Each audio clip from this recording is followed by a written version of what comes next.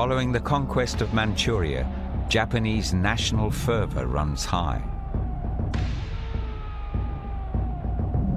Under the banner of the Greater East Asia Holy War, and to near hysterical adulation, their army continues its advance into Chinese territory. Faced with the invasion, the Chinese Kuomintang government appeals to the League of Nations in Geneva, Switzerland. It responds by forming an investigative committee made up of representatives from England, America, France, Germany, and Italy. For Puyi, it's decision time. He wants to restore the Qing Empire and regain his throne. The Japanese want him to leave Tianjin to help establish a puppet state under their control in Manchuria. The Kuomintang government now makes a belated attempt to woo Puyi back, offering him money and a home in Shanghai. But it's too late. He reminds them of the desecration of his ancestors' tombs and refuses their advances.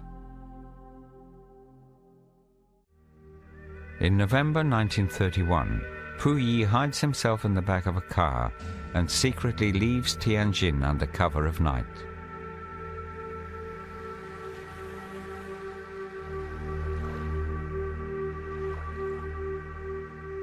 He boards a Japanese transport ship before transferring to a merchant vessel bound for Manchuria. He's decided to take his chances with the Japanese.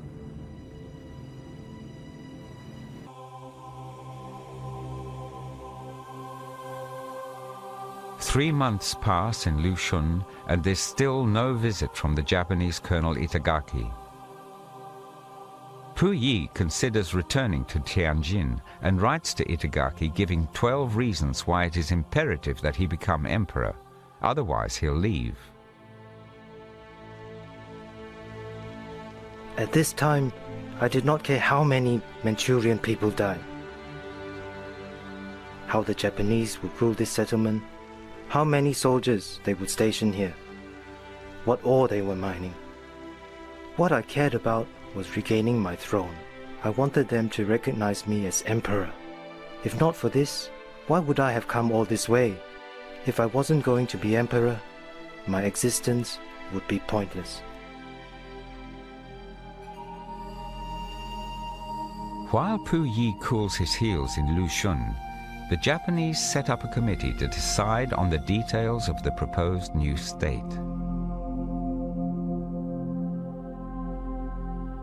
In mid-February 1932, the committee holds a nation-building conference. There are two main factions, one arguing for a monarchy with Puyi as emperor, and the other for a state with Puyi as president. The two sides can't agree, and finally the issue is decided by the Japanese.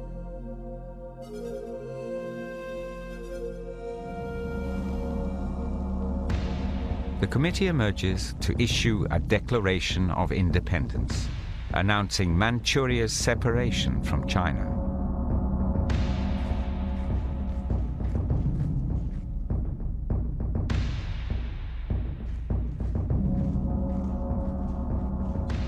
Now, at last, Itagaki goes to meet with Puyi. He tells him that the Japanese want to build a nation called Manchukuo.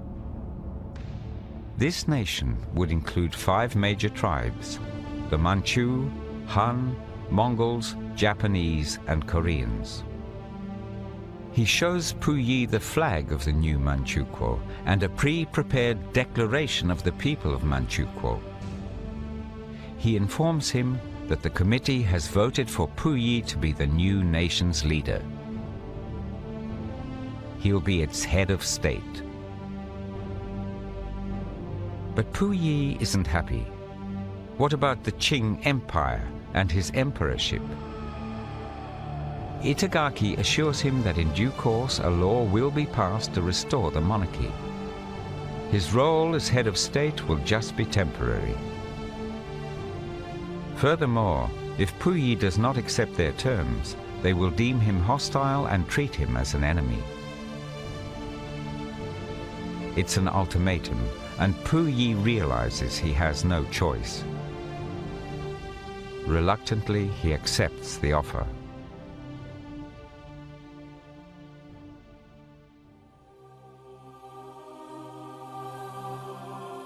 In March 1932, Puyi leaves Lushun and journeys to Manchukuo's new capital, Changchun. The 2 million square kilometers of land and 3 million people of Manchuria are inconsequential to him compared to the title of emperor. He's bitterly disappointed, but at least it's a start. The welcome he receives at Changchun goes some way to restoring his flagging morale.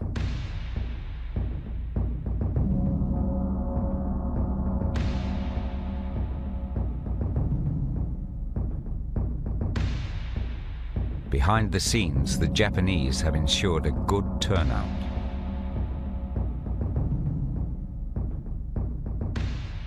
Puyi's investiture is held at a government office. Though it's a far cry from the splendor of the Forbidden City, the grandiose ceremony makes Puyi more comfortable with his decision to side with the Japanese.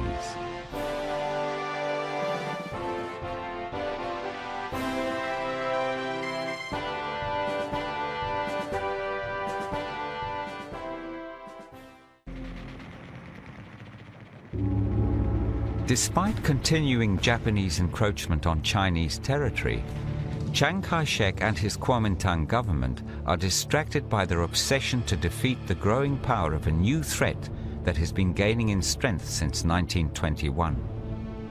The Chinese Communist Party, under the leadership of Mao Zedong.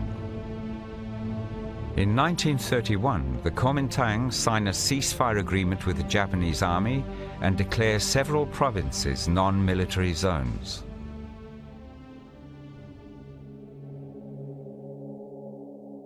The following year, the League of Nations Committee arrives in Manchuria and meets with Puyi and the Japanese at Changchun.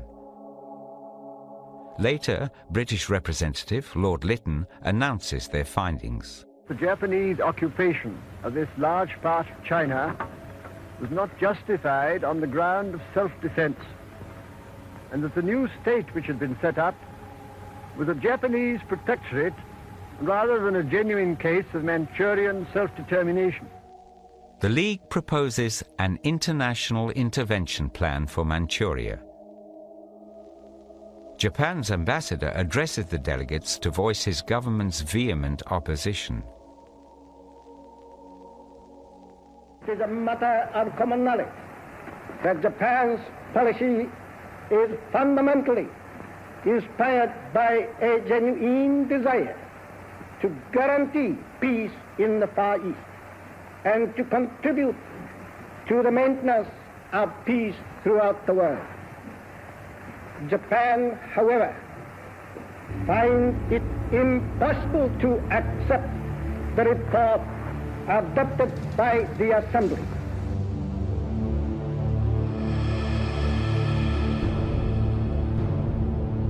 The Japanese delegation storms out and gives notice of its country's withdrawal from the League of Nations.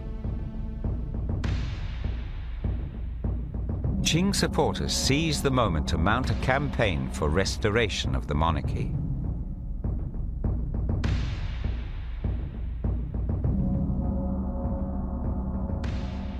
I dreamed my emperor dreams again. I was very concerned about news from various fronts. I put my hopes in the Japanese army. I threw a big banquet for them. I congratulated all the soldiers who took part in the battles.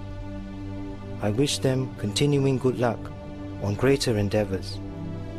Later, a troop of Japanese soldiers were only 100 miles from Beijing, but did not advance further, which was a big disappointment for me.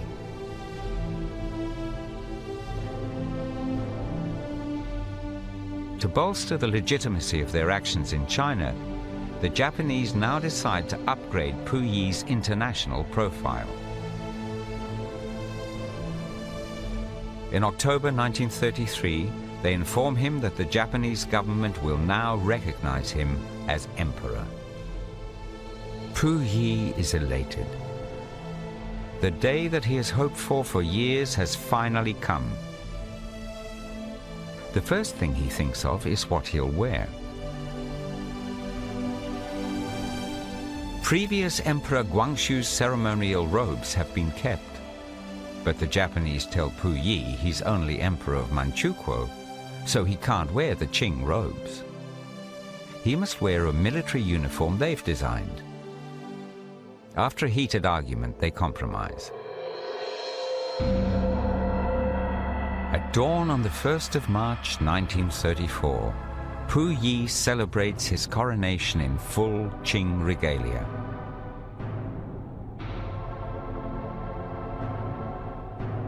After the ritual, Puyi emerges wearing the uniform designated by the Japanese army.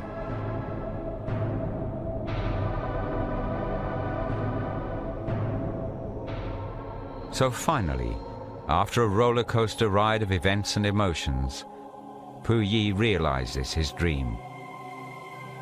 For the third time in his life, he's an emperor. And he's only just turned 28.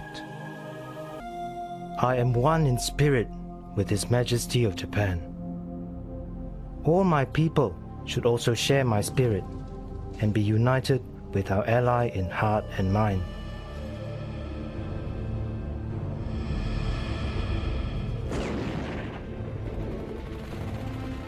Puyi's Japanese allies now start to run into increasing resistance against their incursions into Chinese territory. They retaliate by enforcing draconian classification and assimilation policies, displacing Chinese villagers and looting their homes.